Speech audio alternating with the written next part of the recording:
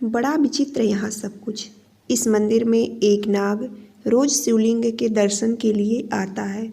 वह नाग यहाँ आता ही नहीं बल्कि घंटों इस मंदिर के भगवान के सामने बैठा रहता है, जैसे कि वह नाग भगवान शिव से अपनी कोई बात कर रहा हो। लोगों को आश्चर्य लगता है कि यह नाग कौन है, कहाँ से आता है, क्यों आता है।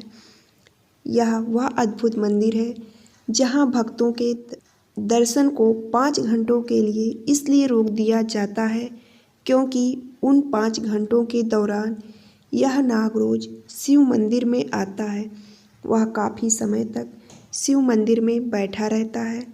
ऐसा लगता है जैसे कि वह भगवान शिव की पूजा कर रहा हो और फिर चला जाता है। यह एक दिन का किस्सा नहीं, इस मंदिर की रोज की घटना है। यह अद्भुत मंदिर उत्तर प्रदेश के आगरा के सया थाना क्षेत्र के सलेमाबाद गांव में स्थित है। लोग इस शिव मंदिर को नाग वाले मंदिर के नाम से भी जानते हैं। बड़ा ही विचित्र होता है यहाँ का नज़ारा। जब इस मंदिर के भगवान के दर्शन करने आए लोग उस नाग को भी प्रणाम करते हैं जो यहाँ रोज आता है। स्थानीय लोगों के अनुसार इस नाग से संबंधित तरह तरह की कहानियाँ प्रचलित हैं। कुछ ग्रामवासी इस मंदिर में आने वाले नाग की बड़ी दिलचस्प कथा सुनाते हैं। वे कहते हैं कि हमारे बाप दादा बताते हैं कि इस शिव मंदिर में नाग के आने का सिलसिला बहुत पुराना है। आरंभ में पहले दिन जब यह नाग मंदिर में आया तो यहाँ के लोगों में हड़कंप मच गया। दूर दूर तक गांव में हल्ला मच गया कि एक नाग शिव मंदिर आया है। लेकिन उसके दूसरे दिन से वह नाग रोजाना मंदिर आने लगा। स्थानीय लोगों के मन में डर बैठ गया कि कहीं यह नाग लोगों का अहित ना कर दे।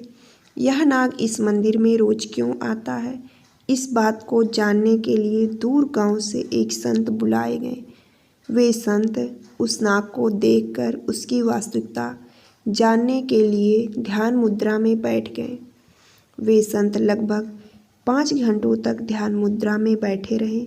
ध्यान के पश्चात उन्होंने ग्रामवासियों को उस नाग से संबंधित जो कथा सुनाई वह आश्चर्य से भरी हुई थी।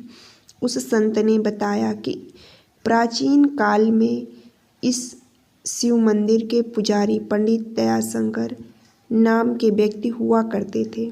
वह दिन रात भगवान शंकर की पूजा में तल्लीन रहते थे। उन्होंने इस मंदिर के करीब ही अपनी कुटिया बना ली थी। एक दिन आधी और उनकी कुटिया का छप्पर हवा से उड़ गया। पुजारी पंडित दयाशंकर अपनी कुटिया का नया छप्पर बनाने के लिए जंगल से कुछ लकड़ियाँ, घास फूस आदि तोड़ लाए।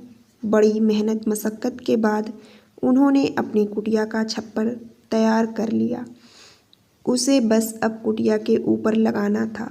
पुजारी को अपना छप्पर बनाते बनाते सुबह से रात हो चली थी। अंधेरा होने लगा था, जिसके कारण पुजारी पंडित दयाशंकर को अब कुछ कम दिखाई दे रहा था। लेकिन उन्होंने सोचा कि आज ही अपनी कुटिया ठीक कर लूँ। उन्होंने तैयार किए गए छप्पर को कुटिया के ऊपर लगाया। अब छप्पर बांधने के लिए एक मोटी रस्सी की आवश्यकता थी। उन्हें आसपास कोई रस्सी नज़र नहीं आ रही थी कि तभी उनकी नज़र एक मोटी काली रस्सी पर पड़ी। उन्होंने वह रस्सी उठा ली और उसी से अपना छप्पर कसकर बांध लिया।